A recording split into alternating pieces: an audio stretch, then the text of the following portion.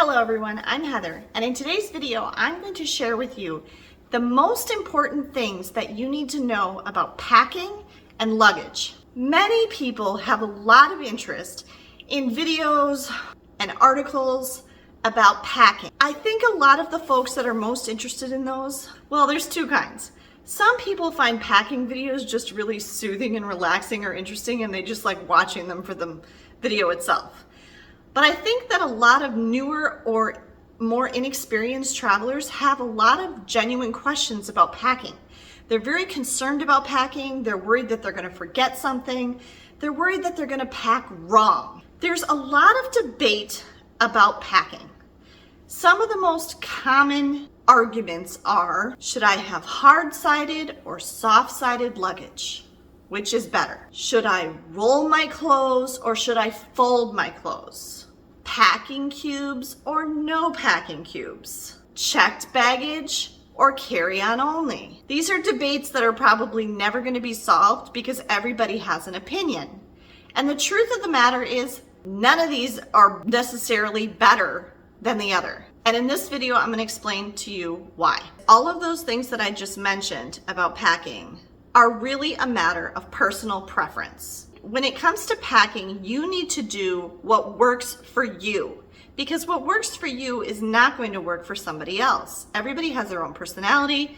Everybody has their own personal preferences. You need to choose, of all those things I said and everything else that has to do with packing, the thing that works best for you. Here's the things that you really need to be concerned with when it comes to packing and traveling with baggage. First thing, it doesn't matter what system you use for packing. It doesn't matter if you like to pack the night before, 2 weeks before, the day you leave. It doesn't matter if you like to use packing cubes, you don't like to use packing cubes. It doesn't matter if you like hard-sided luggage or soft-sided luggage. It doesn't matter if you roll or fold or stuff your shoes with jewelry or whatever you do. None of those things matter. Those are all a matter of personal preference. It doesn't matter what system you use for packing. The only thing that matters is that you have a system, that you have something in place that does work for you.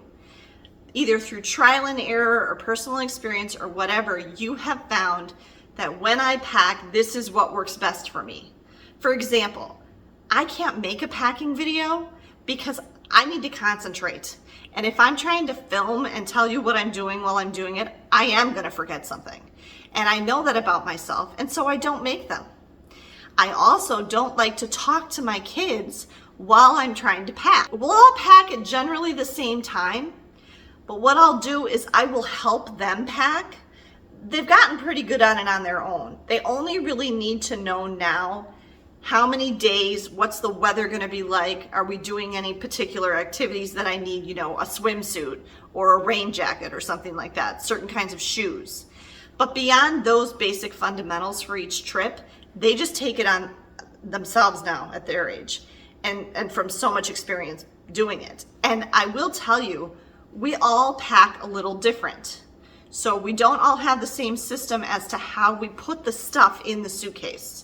We use what works for us personally. I help them, and then I need it to be quiet. I know that they're done. Their suitcase is already by the door, and then I'm packing after that because I literally just went through all those same details about the trip with them, and so now they're in my head, and now I can concentrate and focus on packing what I need to have. So that's kind of what works for us. And like as far as how we arrange things, the suitcase and things, we use kind of some of the same basic fundamentals as like how we put stuff in there to make it fit the best. But other than that, we all pack our own way. So the first thing that you need to remember, the most important thing, is that it doesn't matter what system you use to pack, just that you have a system and that it's what is going to work for you. Okay, the second thing you really need to remember when it comes to packing and travel is weight is very important. Now you might say to me, well, wait a second, I'm not flying. I'm taking my own car. I can bring as much stuff as I want to. Here's why that's not necessarily true, or for train travel either. Your suitcase should never weigh too much. What do I mean by too much? Well, there's two factors here. One is if you're traveling by air, you don't want to go over the weight allowance for your airline. If you go over the weight allowance for your airline, it's very expensive. I'll come back to paying for checked baggage in a second. The other reason that you don't want your suitcase to be too heavy, even if you're not flying, is because you need to remember that you personally should always be able to handle your own suitcase. You need to be able to pull it. You need to be able to lift it. You might need to be able to put it up on a rack or in the overhead bin if it's a carry-on, or in a rack on a train or on a bus. You might have to arrange the suitcases in the back of your car in a certain way. If you're driving, even though you might think it doesn't matter how heavy our suitcases are, if you're taking too much stuff, you're going to be putting more wear and tear on your car, and you're going to be decreasing your gas mileage and your fuel efficiency for that drive. You're going to make your overall trip more expensive because you're going to have to pay more for gas to compensate for that additional weight in your car. So no matter what, you want to be very conscious of the weight of your suitcase and what you're bringing with you for all those reasons that I just said. Okay, let's talk about checked bag fees when you're flying. And I'm going to come back to the debate between checking a bag and carrying on only in a second. But checked bag fees when you're flying, you need to be prepared for those, and you need to have that budgeted in. There's only a few ways that you can avoid checked bag fees. One is to fly international. If you're taking an international flight, most airlines, if not all, airlines on an international flight are going to allow you at least one free checked bag. Okay, so that's just kind of a given because they know you're going far away and you need to have stuff with you. Secondly, is to fly with an airline that does not charge for checked bags. I believe the only one domestic airline in the US is Southwest.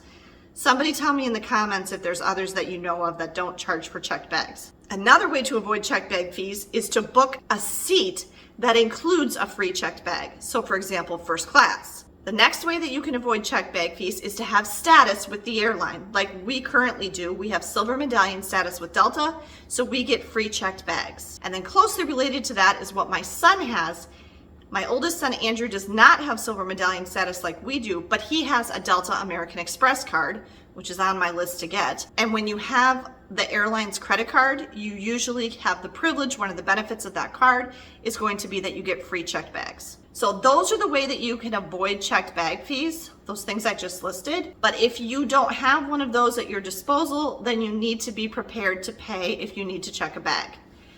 When you're going to check luggage, it's very important that it is not over the weight limit. Checked bag fees can be around $30, $40 usually for a suitcase, but an overweight fee, which typically the weight limit is 45, 50 pounds.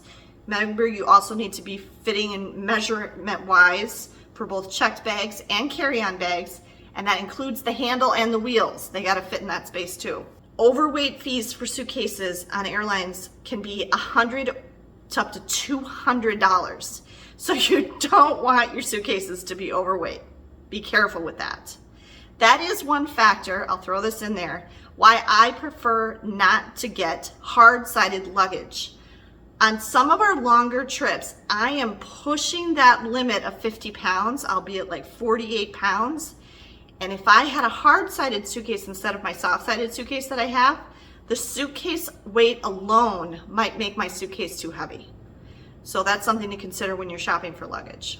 The last thing that you need to remember that's very important, and really one of the only important things about packing and travel, is that there really is not such a thing as lost luggage, okay?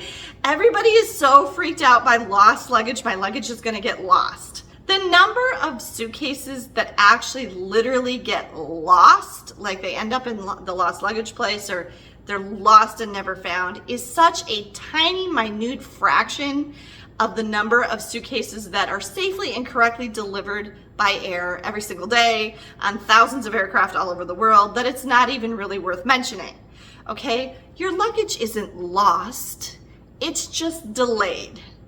It's out there somewhere. They just have to track it down, figure out where it is, and get it to where you need it to be. So it's not a matter of that you're never gonna see it again.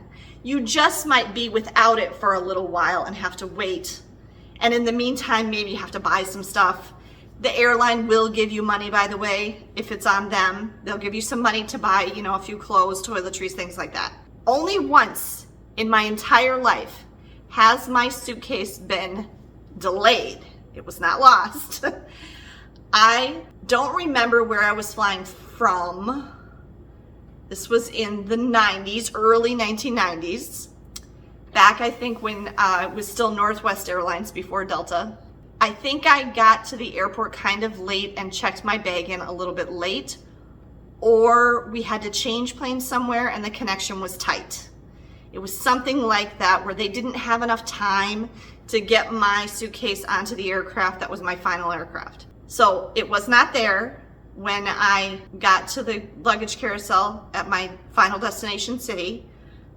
I checked with them. They actually knew where it was, but it was like late in the day, and they delivered it to my front door the next morning. Handed it right to me. That's the only time I've lost a bag, okay? And that was over 30 years ago.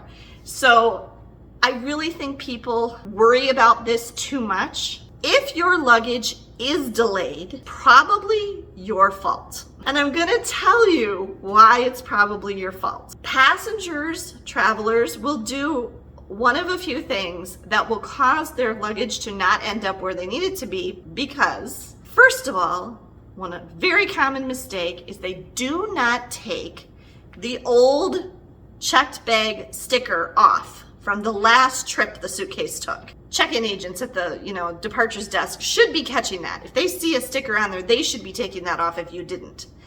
But, just in case, when I get somewhere, once I have taken my checked bag off of the luggage carousel, the first thing I do is take that dang sticker off. Especially if you're going on a cruise or something, because you might need to put a different sticker on for the cruise ship. So you might have needed one checked bag sticker for the airline, and you might need a different checked bag sticker for the cruise ship. This is a place where I think this commonly happens. So people have multiple things that need to go on their suitcase. Take the old one off. Okay, before you go on the next leg of your journey, get that old sticker off of there and throw it away. You don't need it anymore. They were supposed to get your suitcase to Miami, the airline, say, for example. It's in Miami. You don't need the sticker on the suitcase anymore that says the suitcase is going to Miami. You're there. Okay, get that old sticker off. That's a very common mistake.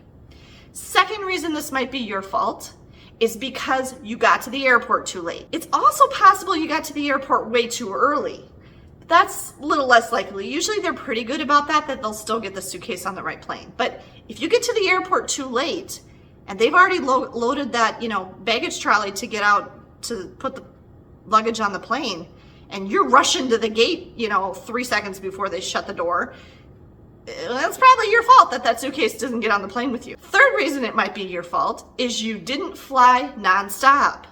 I have talked about this before. There is a difference between nonstop and direct. Do not mix them up. Direct does not mean there won't be any stops. Direct just means that the flight number doesn't change. There still might be stops, and some of the people on that plane are going to get off, which means they have to take some of the luggage off, and they could mistakenly take off your bag. You want non-stop flights whenever you can get them. Absolutely have to have more than one flight so that you have a connection. Then you've got to make sure you make that time between those two flights as long as possible. Ideally, 2 hours or more. I'm not kidding. Don't give me this 1 hour, 45 minutes, 30 minutes. Say goodbye to that suitcase. It'll get to you eventually, but not there. Okay? You want that time between your flights to be as long as possible so that your suitcase has time to get from one plane to the other just like you do. Okay? So those are the 3 reasons why lost, delayed luggage could be the passenger's fault. Now, sometimes, obviously, those delays are the airline's fault, or it's weather, or, something with the whole air traffic control mess or something. But in those cases, the airline's going to take responsibility, and they're going to do everything within their power to get your suitcase to you as quickly as possible. They know that that's their fault, so you really don't need to worry about it then either. Here's the thing with air tags. I don't use them. Everybody went nuts on air tags. Okay, oh, I gotta have my air tags. Here's the thing about AirTags. The airline couldn't care less if you have AirTags in your suitcase. And even if you say, oh look, my suitcase, I know right where it is, they don't care. They're not gonna go get it for you. I mean, maybe in a few isolated cases at the beginning, they were like, oh great, thanks for your help or whatever. They're too busy to deal with you, okay?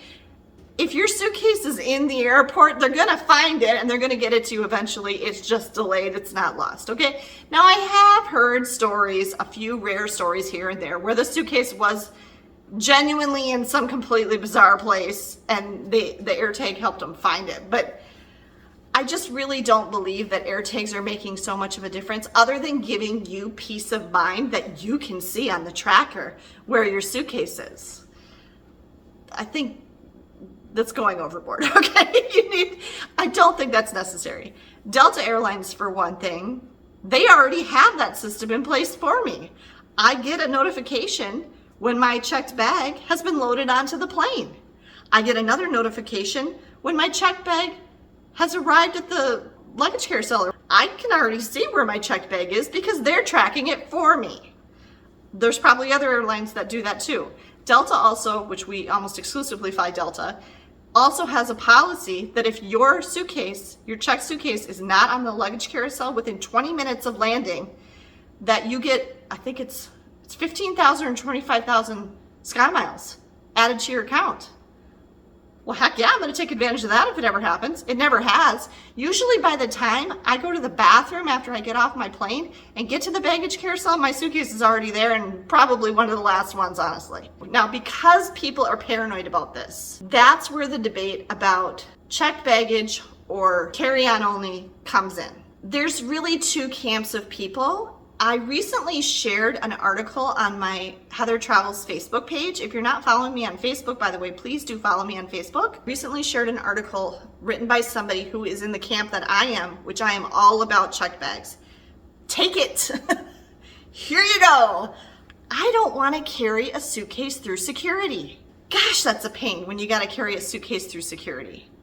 And if I did carry a suitcase through security, I'm darn well gonna have them let me gate check it when I get to the gate, which they're very happy to do. They will take that from you and check that suitcase for you for free at any time before you get on that airplane. So we always take advantage of that. If we have two suitcases ever and one is smaller and we're saying it's our carry-on, I don't want to take that on the plane with me. I want to get in, sit down, and not have to remember that I have anything up there, or much less hurt my back trying to get it up there. I am very much of the camp of I like to check my bags because I like to have my hands free. I like to be free and unencumbered and have as little weight on me as possible when I travel. If I do ever go with just a carry-on bag, my advice to you would be still do those things I said about lost luggage. Don't put yourself in a situation where you're in a hurry. You know, oh my gosh, I've only got 20 minutes to make my connecting flight. I'm all the way at the back of the plane. I'm never gonna get my bag and get off of here in time. If you're doing that, you're doing it wrong. Travel should not have to feel like a crazy, rushed, stressful process all the time. Once in a while that does happen, sure, but it shouldn't be the norm. If anything, it should be a relatively relaxed, leisurely, well-paced process. Here's the thing about people who are in the I only carry-on camp. First of all, there are many travel situations where there is no way you're gonna fit everything that you need in just a carry-on. I don't care how fantastical a packer you think you are. Sometimes you need a bigger suitcase. The other thing is, there's two types of airlines. There's airlines that allow you to bring a carry-on suitcase, a small suitcase, or whatever fits their requirements for measurements, for free.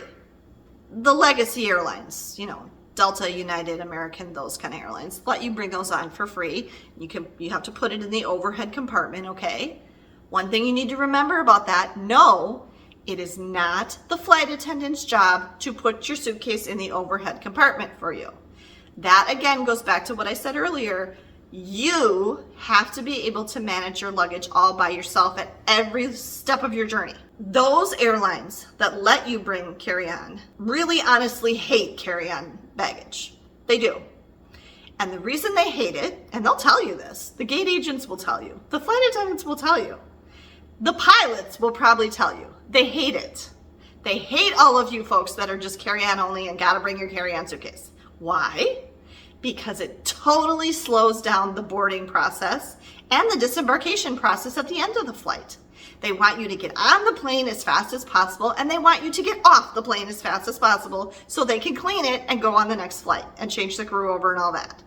If you are bringing all your crap onto the airplane and taking forever to get it up and find a space and da-da-da-da-da, it slows down the boarding process and that drives them crazy. Don't contribute to that. If you can check it, check it. You don't need to have the thing on the airplane with you. I mean, I understand, you know, you're carrying your wedding dress or whatever, something you really don't want to lose or that you're really nervous. It would really be disastrous if you didn't have it when you got to your destination. I totally understand that. But for the most part, I hope I've shown you that you really don't need to worry about that so much if you do things correctly. And it really does bother the airlines and the crew if you're slowing everything down by insisting on carrying your bag on. The other type of airlines, the discount airlines, Frontier, Spirit, okay, those kind of airlines, they love people to carry on their bags. They like it if you check them too. They like all of it. You know why? Because they're going to charge you a fee for everything. They're going to charge you a fee to check your bag. They're going to charge you a fee to carry on a bag. They don't care how you do it. They don't care if it slows things down. They're making money. They're going to charge you a fee for everything. Pick your seat, all that stuff. So they're happy as clams if you, no matter what you do, because anything that you do, they're going to charge you for it and they're going to make money off of it. So their goal is not efficiency or, you know, speed of the boarding and unloading process. They don't care. Their whole goal is to make more money off of you. By the time you add in all the fees, you maybe saved $5 off of it, you know? I mean, I can't ever really recommend those type of airlines to people. I just can't, because you really don't save much, if any, money when you add it all up. From this video, I hope you have learned that the most important things you need to remember about packing and traveling with luggage are, it doesn't matter what system you use to pack. It only matters that you have a system and that it works for you. You need to be concerned about the weight of your suitcase. And one of the main reasons for that is so that you don't get charged for having an overweight suitcase when you fly, but also so that you can manage your suitcase and every leg of your journey on your own without help. And then the third thing that you need to remember is there really isn't technically a thing as lost luggage, that it's really just delayed luggage. And that there are things that you can do as a traveler to minimize the chances of that happening when you travel. Thank you for taking the time to watch this video. I hope that it was helpful and informative. If you like this video at all, I really appreciate you giving me a thumbs up down below. If you enjoy travel content like this and you want to make sure you don't miss any of my upcoming videos, make sure that you're subscribed to the channel and click the notification bell so you don't miss when I release a new video. Have a great day, everyone, and safe travels!